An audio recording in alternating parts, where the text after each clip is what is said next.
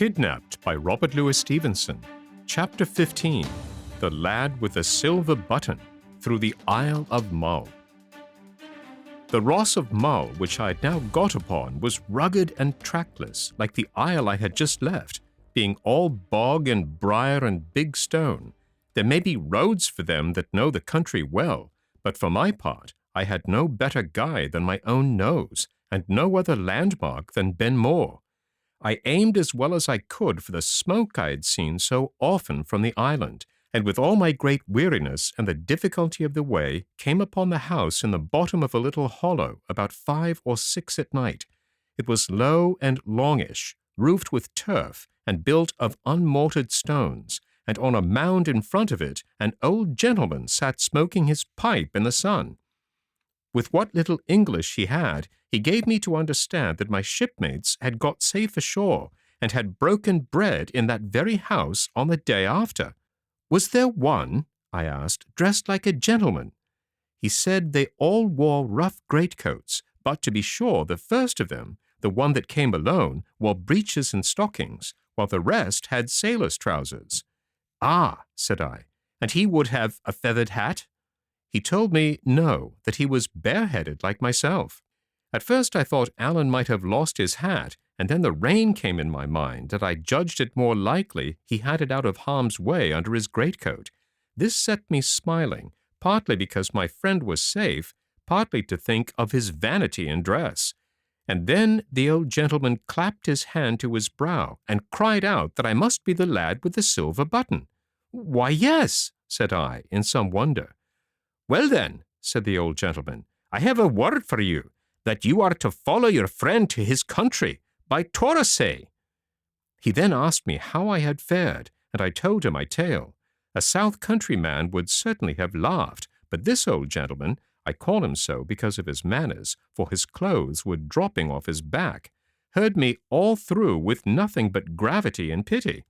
When I had done, he took me by the hand, led me into his hut, it was no better, and presented me before his wife, as if she had been the queen and I a duke.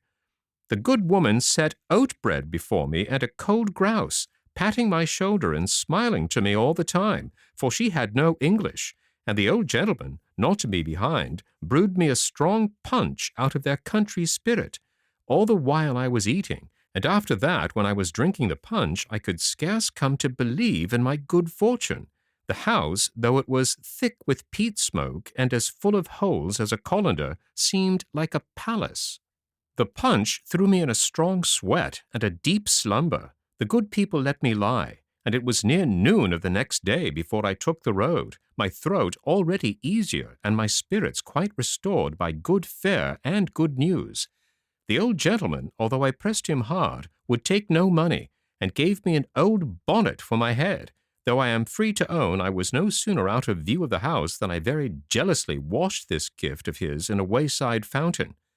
Thought I to myself, if these are the wild Highlanders, I could wish my own folk wilder. I not only started late, but I must have wandered nearly half the time. True, I met plenty of people grubbing in little miserable fields that would not keep a cat, or herding little kine about the bigness of asses. The Highland dress being forbidden by law since the rebellion, and the people condemned to the Lowland habit, which they much disliked, it was strange to see the variety of their array. Some went bare only for a hanging cloak or greatcloak, and carried their trousers on their backs like a useless burthen. Some made an imitation of the tartan with little party-colored stripes patched together like an old wife's quilt. Others, again, still wore the Highland philibeg, but by putting a few stitches between the legs, transformed it into a pair of trousers like a Dutchman's. All those makeshifts were condemned and punished, for the law was harshly applied, in hopes to break up the clan spirit. But in that out-of-the-way, sea-bound isle, there were few to make remarks and fewer to tell tales.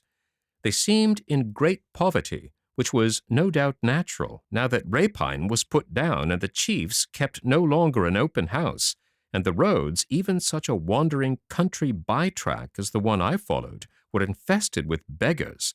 And here again I marked a difference from my own part of the country, For our lowland beggars, even the gownsmen themselves, who begged by patent, had a louting, flattering way with them, and if you gave them a plake and asked change, would very civilly return you a bottle. But these Highland beggars stood on their dignity, asked alms only to buy snuff, by their account, and would give no change. To be sure, this was no concern of mine, except in so far as it entertained me by the way. What was much more to the purpose, few had any English, and these few, unless they were of the brotherhood of beggars, not very anxious to place it at my service. I knew Torosay to be my destination, and repeated the name to them and pointed, but instead of simply pointing in reply, they would give me a screed of the Gaelic that set me foolish, so it was small wonder if I went out of my road as often as I stayed in it. At last, about 8 at night, and already very weary, I came to a lone house, where I asked admittance, and was refused, until I bethought me of the power of money in so poor a country, and held up one of my guineas in my finger and thumb. Thereupon the man of the house, who had hitherto pretended to have no English, and driven me from his door by signals, suddenly began to speak as clearly as was needful, and agreed for 5 shillings to give me a night's lodging and guide me the next day to Torosay. I slept uneasily that night, fearing I should be robbed, but I might have spared myself the pain, for my host was no robber, only miserably poor and a great cheat. He was not alone in his poverty, for the next morning we must go 5 miles about to the house of what he called a rich man, to have one of my guineas changed.